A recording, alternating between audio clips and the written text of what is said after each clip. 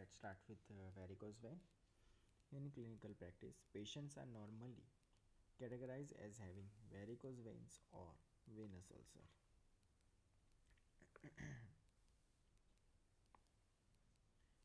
Cases of varicose vein may be uncomplicated or complicated.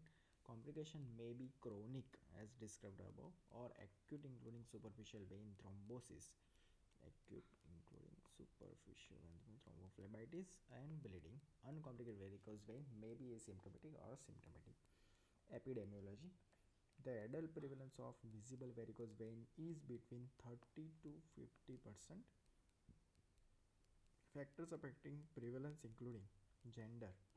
Vast majority of studies report a higher prevalence in women than in men, though community prevalence may differ. Age. The prevalence of varicose vein increase with age. In the Edinburgh vein study, the prevalence of trunk varicosities in the age group 18 to 24 years, 25 to 34 years, and 35 to 44 years, 45 to 57 years, and 57 was 11, 14, 30, 40, and 50% respectively. More in 55 to 64 year age group. Ethnicity does seem to influence the prevalence of varicose veins.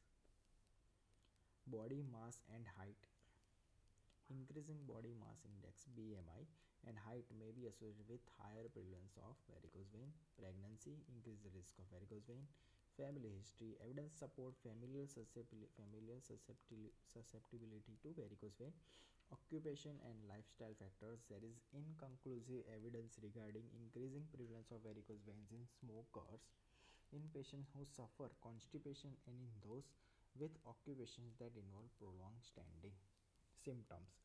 Varicose vein frequently cause symptoms. Patient describe aching, heaviness, throbbing, burning or bursting over affected areas and sometimes the whole limb. Such symptoms typically increase throughout the day or with prolonged standing and are relieved by elevation or compression. Itching is also commonly described, though this is more frequently in the presence of complications, as is swelling of the ankle. Venous symptoms in the absence of complication can be vague, and it may be difficult to ascertain from history alone whether they are truly venous in origin and therefore whether treatment will help. A trial of compression hosieri can help, as venous symptoms should show some beneficial improvement. Symptoms can be very severe and interfere with the patient's daily activities such as work, recreation, and caring for children and adults. Such symptoms are independent of the degree of venous incompetence or the presence of complication, including skin changes short of ulceration. Studies have also shown that symptoms are associated with a significant deficit in health-related quality of life, and significant improvements are seen with treatment to remove or ablate the refluxing veins. The maximal benefit is seen in those with uncomplicated symptomatic varicose vein, as skin changes and proportional associated morbidity are frequently irreversible. Telangiectasia, not associated with malleolar flare and reticular veins, occurs very commonly in the absence of significant reflux or obstruction, and in the vast majority do not cause any physical symptoms, though cosmetic treatment is commonly sought. Signs. The presence of tortuous dilated subcutaneous vein is usually clinically obvious. These are confined to the GSV and SSV system in approximately 60 to 20% of cases respectively. 60% in GSV and 20% in SSV. The distribution of varicosities may indicate which superficial axis is defective. Medial thigh calf varicosity is suggestive of GSV incompetence, medial thigh and calf.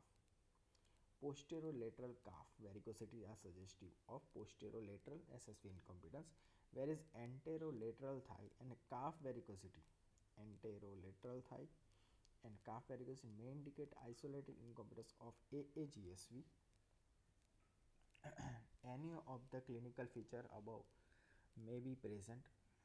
Large dilated veins around the SFJ, saphenofemoral junction, may present as a usually painless lump emergent when standing, disabling when recombinant. This is a saphenovarix.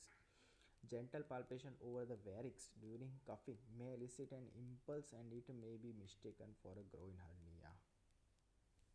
Investigation. Tourniquet test and the use of handheld Doppler have now been abandoned.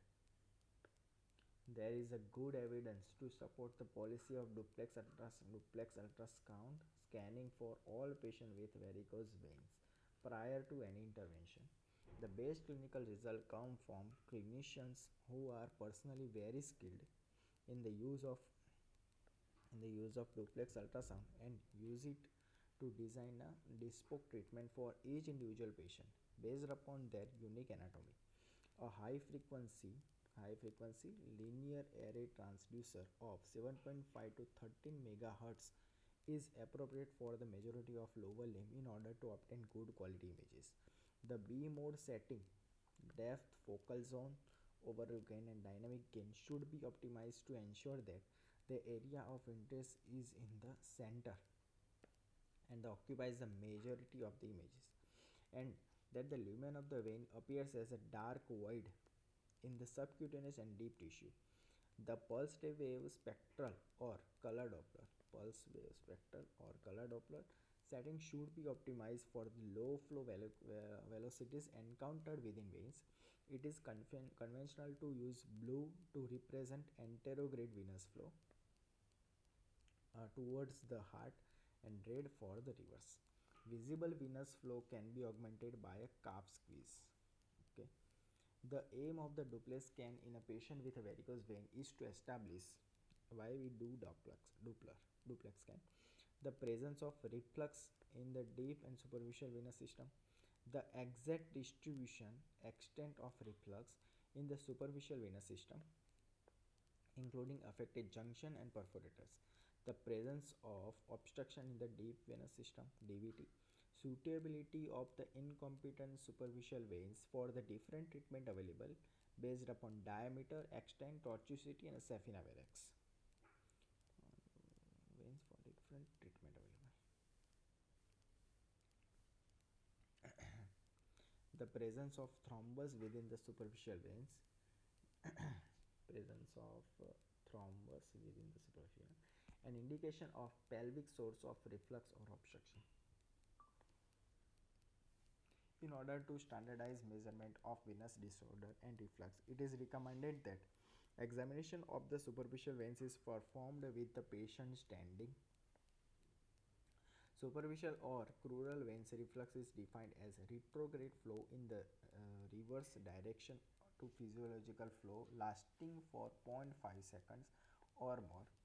The proximal deep vein require a duration of 1 second.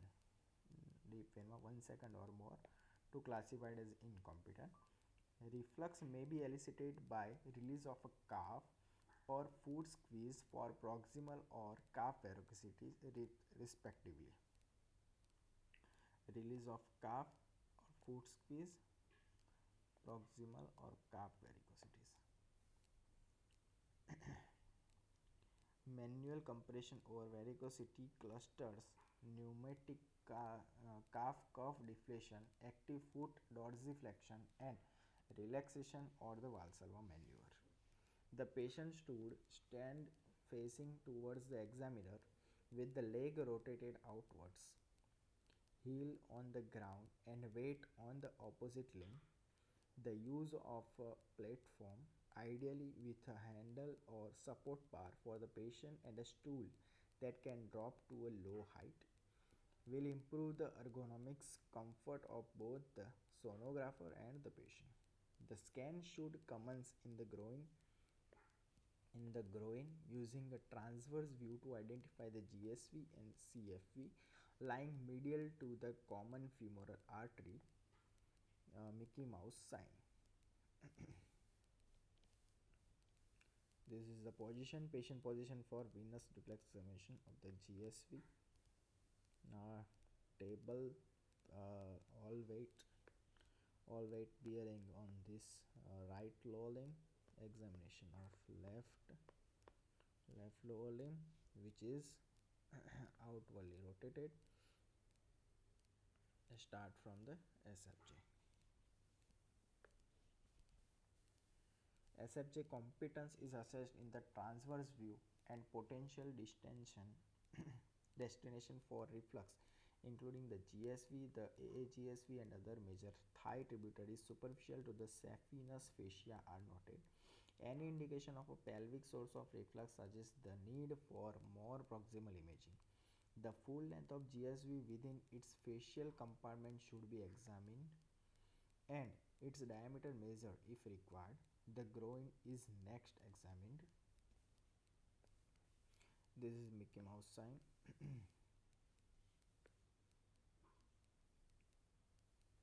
Common femoral artery, common femoral vein, and GSV. GSV, CFV, common femoral vein, GSV, common femoral artery. Saphenous eye. What is saphenous eye?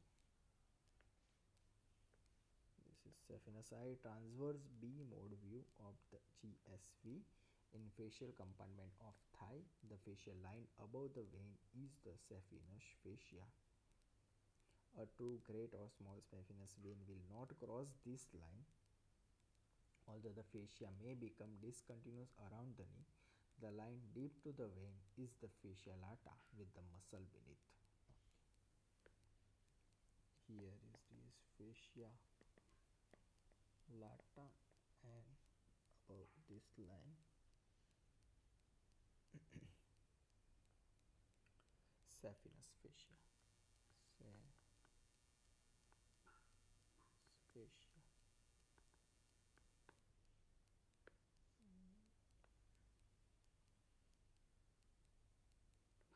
This line saphenous fascia. Okay.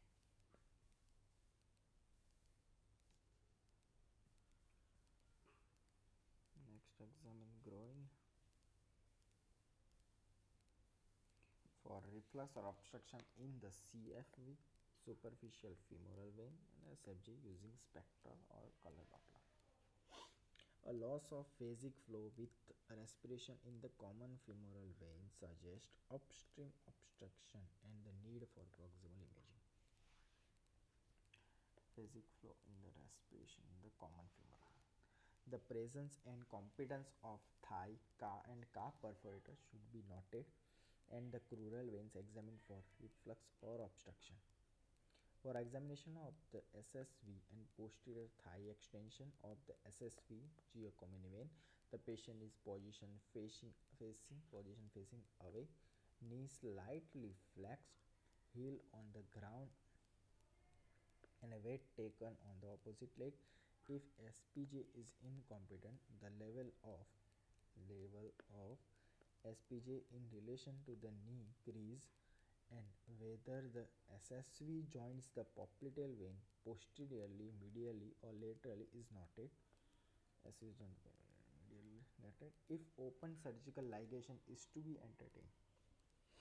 In the transverse view, the SSV vein is followed distally, checking its competence and diameter in the proximal, mid, and distal calf. Finally, the patency and competency of the popliteal vein is assessed. Pelvic and iliac vein may be investigated using transabdominal or transvaginal duplex. Pelvic, iliac vein, transabdominal, transvaginal. Very occasionally, investigation other than duplex are required.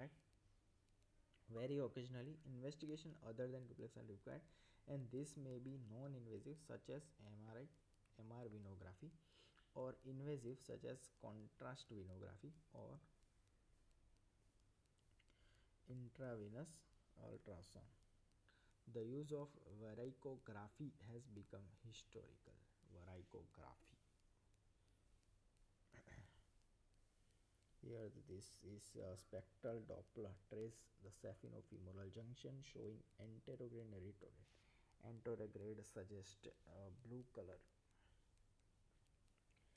blue color, anterograde, red color, retrograde.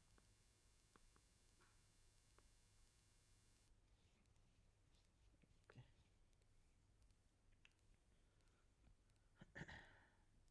This is a calf squeeze and calf release. Anterograde, retrograde flow. The downward spike on trace is anterograde augmentation flow, and this is followed by approximately 4 seconds of retrograde flow.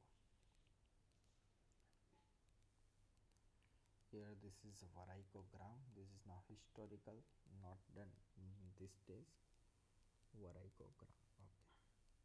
Now the management part. Many patients with asymptomatic varicose veins, do not progress to develop complication, although a significant proportion do, and there is no clear confirmatory evidence that treating such patients prevent the development of future complication. There is clear evidence, however, that those with symptoms and or complications see a significant quality of life benefit from treatment to remove or ablate reflux in superficial veins. When interventional treatment is planned, there are considerable variation in practice and treatment strategies. A detailed description of the nuances, merits, and criticisms of the various options is beyond the scope of this chapter. However, a description of the basic treatment modalities available is presented below. An experienced surgeon will have his or her own performed methods but will frequently employ several or all methods in chosen circumstances, not infrequently in the same patient. Compression. Compression hosiery relies on graduated external pressure to improve deep venous return and reduce venous pressure. It may be knee length or thigh length. There is no evidence which length of stocking is more effective, and hence below knee stockings are usually prescribed. As they are easier to done and have much better patient acceptance. Compression hosiery is classified according to the pressure it exerts. The British classification class 1 stocking exert pressure 14 to 17 mmHg, class 2 18 to 24, class 3 25 to 35 mmHg. Compression hosiery significantly improves varicose vein symptoms but is not popular with patients. With compliance rates and long-term tolerance being universally poor, there is no evidence to suggest that compression hosiery prevents the occurrence or progression of varicose veins. Further, more incorrect furthermore, incorrect application of compression hosiery can have serious consequences, pressure necrosis, tourniquet effects. Thus, assessment, prescription, and application of compression hosiery should be limited to those with the appropriate skills and training. There are level 1 trial data to demonstrate that interventional treatment offers superior improvement in quality of life and in cost effective. Compression is therefore to be regarded as an adjunct to assessment or treatment unless by patient choice. Next is endothermal ablation. Endothermal ablation technologies replaced surgical ligation and stripping as the gold standard treatment. Once randomized trials demonstrated that they were marginally safer, have extremely high technical efficacy, offer superior quality of life post procedure, and equivalent improvement in quality of life in longer term. The techniques are cost effective as they can be performed as outpatient under local anesthesia. The basic concept is that a treatment device is inserted into the incompetent axial vein percutaneously. The vein is surrounded by tumescent local anesthesia solution. This compresses the vein onto the treatment devices, emptying it of blood. It also hydrodissect tissue such as nerve away from the zone of injury. hydrodissect tissue such as nerve away from the geometry. Finally, it acts as a heat sink, mopping up excess thermal energy to prevent remote damage. Heat sink. The treatment device then produces thermal energy that destroys the structure of the vein, resulting in permanent occlusion. Two broad technology exist: laser ablation and radio frequency ablation. First, laser ablation. Endovenous laser ablation (EVLA) utilizes a small flexible glass fiber that inserted into the vein. Laser energy, typically at a wavelength of 1470 nanometer, is transmitted down the fiber and absorbed at the point of treatment at the end of the fiber. Absorption of this radiation results in a vigorous generation of thermal energy. The tip of the fiber may be bare, focusing the energy in a very small area. Divergent forward firing, spreading the energy over larger area. Divergent side or radial firing. It is postulated that the last two designs allow a more even distribution of energy, reducing vein wall perforations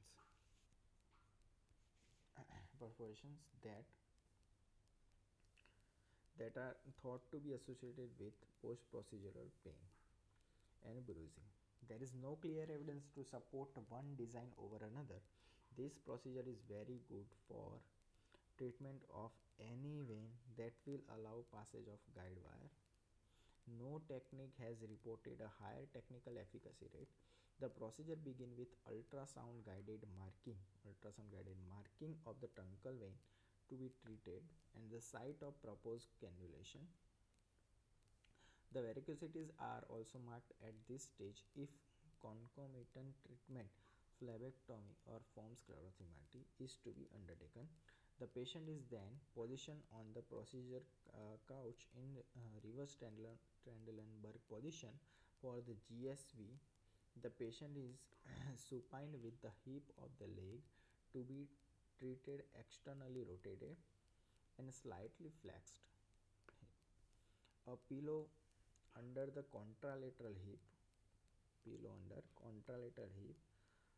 lower back may improve patient comfort.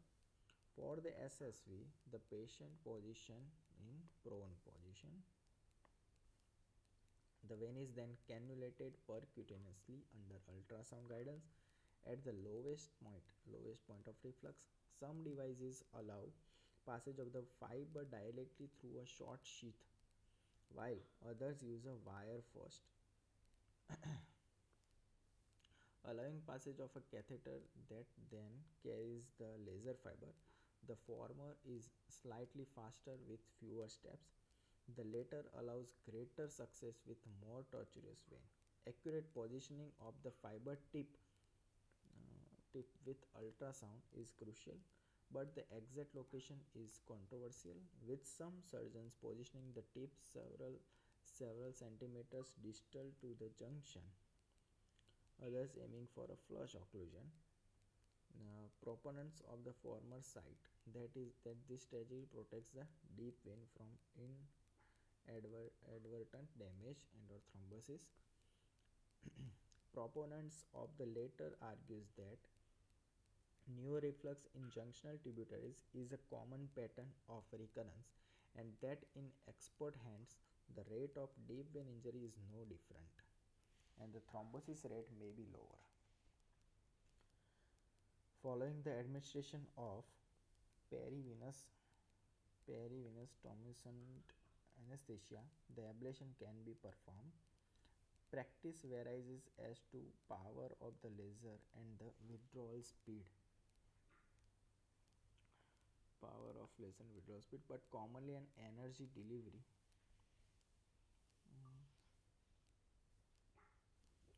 of around 60 to 80 joule per centimeter is used to achieve a durable closure. There is no clear evidence to guide optimal power and pullback speed. Compression is usually applied following treatment. but there is no consensus over the method, degree, or duration, and this is true of post procedural compression with all techniques. Radio frequency ablation uses the same treatment principle, but an electromagnetic current is used to create the thermal energy. A range of different devices have been created, but the most popular, which has the most supportive evidence, is the closer fast TM device, Medtronic. Medtronic. 62. Ultrasound image such ultrasound guided infusion of perivenous tumescent anesthetic via long spinal needle. Yes, this is tumescent anesthesia infiltration.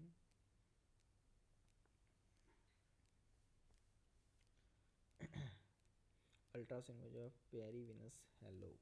This is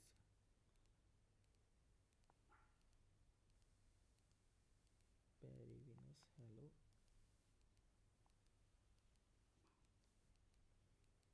Halo of anesthetic solution around the vein and the catheter in transverse section.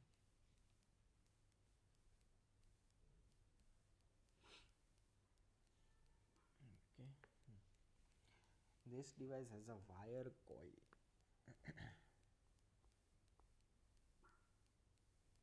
This is radio frequency ablation with closer fast, introducing treatment of catheter through sheath. Distal 7 cm of this means comprise a metal coil.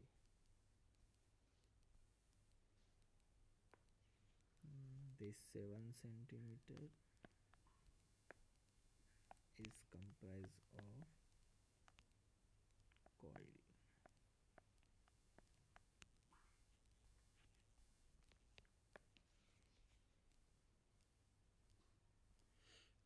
Wire coil on the end of treatment catheter. The generator passes an electric current through the coil until the surrounding temperature reaches 120 degrees centigrade. This is then maintained for a treatment cycle for 20 seconds. The coil is then withdrawn for a set length and another treatment cycle is commenced. Coils of 3 cm and 7 cm are produced, with the latter increasing the speed of treatment while still being suitable for most anatomies. There have been a range of studies comparing EVLA and RFA. The evidence is generally equivocal with both treatments having relative advantages and disadvantages. Choice often comes down to personal preference. Both are excellent treatment options and can be applied successfully to the majority of the patient. There have been a range of studies comparing EVLA and RFA. The evidence is generally equivocal with both. Some summary points: both treatments have a very high efficacy, more than 95%, and are suitable for treatment of the vast majority of patients presenting with superficial vein reflux in associated with the superficial axial incompetence. Veins that are very tortuous may still be suitable for endovascular thermal ablation but require a guide wire, and in the case of EVLA, a catheter based rather than direct fiber system. Both techniques offer this. Catheter based systems have the additional advantage of allowing direct and targeted delivery of adjuvant foam sclerotherapy. Example, to ablate areas of neovascularization. This is more difficult with radiofrequency due to a smaller lumen, but it is still possible. Advantages in favor of RFA over EVLA. The core skill set to plan and perform this procedure is the same. However, EVLA requires an understanding of power setting and pullback speed, whereas a radio frequency device typically has a set treatment cycle on a single button press. This reduces the device specific learning curve and the possibility of a novice making a mistake with the energy delivery. The automatic treatment cycle also frees the surgeon's focus, allowing better communication with the patient and with care concurrent treatment. Infiltrating local local anesthetic into the tributaries and performing phlebectomy, reducing procedural times. EVLA requires specific laser safety protocol, including the design and function of the room as well as specific training for the operator and the theater team. This can have an impact on the setup and flexibility of the device. RFA may be associated with a marginal reduction in pain and bruising, although this has not been shown to impact on peri-procedural quality of life recovery. Advantage in favor of EVLA over RFA. When it comes to veins that are very large in diameter, more than 15 mm, EVLA can be better option, allowing an increase in energy delivery, higher efficacy rates. EVLA consumable are typically much less expensive. However, cost vary by device and market, and the price differences has reduced over time. A standard EVLA fiber may be used to treat perforators, whereas a specific additional device is typically required for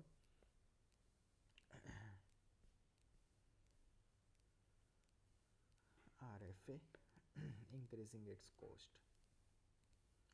As endothermal ablation treats only junctional and truncal incompetence, debate exists regarding the management of varicosities. This can be managed concomitantly and sequentially by either phlebectomy or sclerotherapy. Concomitant phlebectomy result in a more rapid improvement in disease-specific quality of life and allows the vast majority of patients to complete treatment in a single visit.